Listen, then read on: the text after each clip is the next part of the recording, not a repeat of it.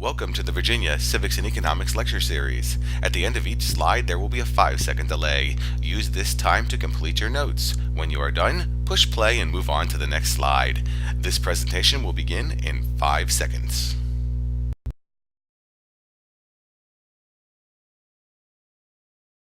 Welcome to Virginia Civics and Economics Lecture 5.6 on the global economy. And there it is, the globe.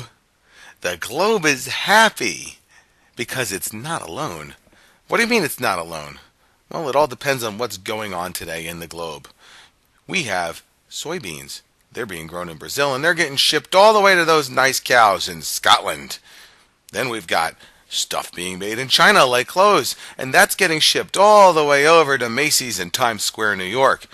And in return, we've got those beautiful Boeing 777s being built up there in Seattle, Washington, and they're landing up in the United Arab Emirates in the Middle East. The globe is happy because it is very much not alone. So how do we as a people operate in such a vast global economy? Well, that's what we're going to look at today, and with that said, let's go to the next slide.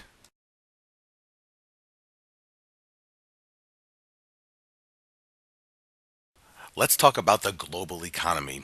This is a term we've heard a lot lately. Some people say it's good to have a global economy, and some people say it's bad.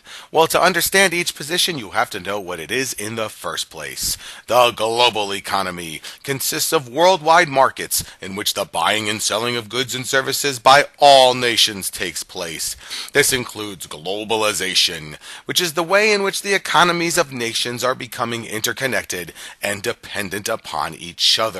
What does this look like? Here's a map of the globe, and as you can see, business companies are spread out throughout the world. It used to be that most economic activities were happening in certain places, Europe, the United States. Now, companies can be found all over the place. More importantly, you can have something that goes on in Australia, and it can have an economic impact here in North America. Everything is interconnected. Everything works together. Why would we do this?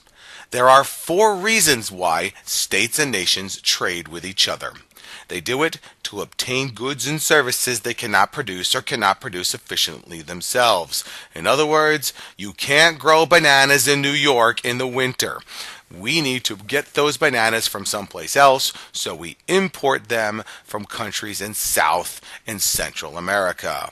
2, we do it to buy goods and services at a lower cost or a lower opportunity cost. We call that importing.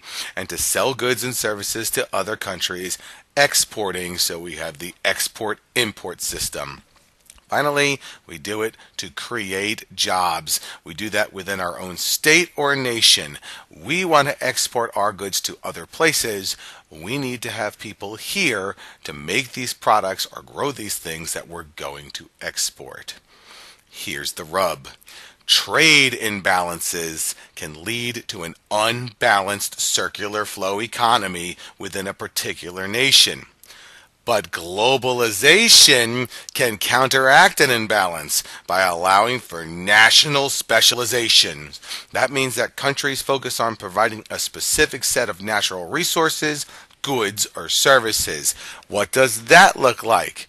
This is an iron ore excavator, and Australia specialized on providing iron ore to China.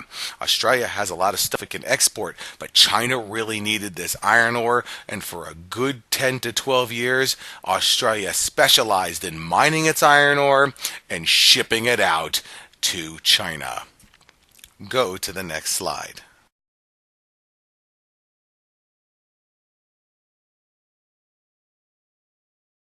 Virginia is no stranger to globalization. In fact, the state was practically founded on the idea. Somebody thinks we're special, and Virginia and the United States specialize in the production of certain goods and services which promote efficiency and growth. Virginia specializes in the following goods and services: livestock, that's chicken and cattle, and crops, greenhouse and nursery products, and soybeans. We grow strawberries here. We hold a strawberry festival in Pungo for a reason.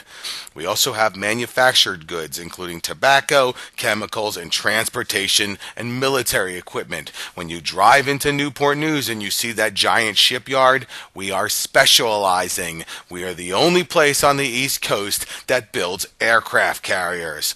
Coal mining is a major industry in Virginia, as is fishing, with a specialization on crabs and oysters. You know, that whole ocean and bay thing.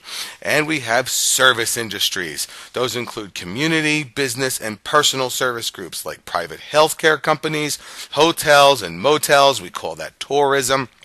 Computer programming and engineering companies, and repair shops. Here's the thing. Technology is a focus here in Virginia. We push it in our schools and we focus on it in creating and sustaining business. These are the things that our Virginia economy specializes on, and this is how we connect to the global market. Go to the next slide.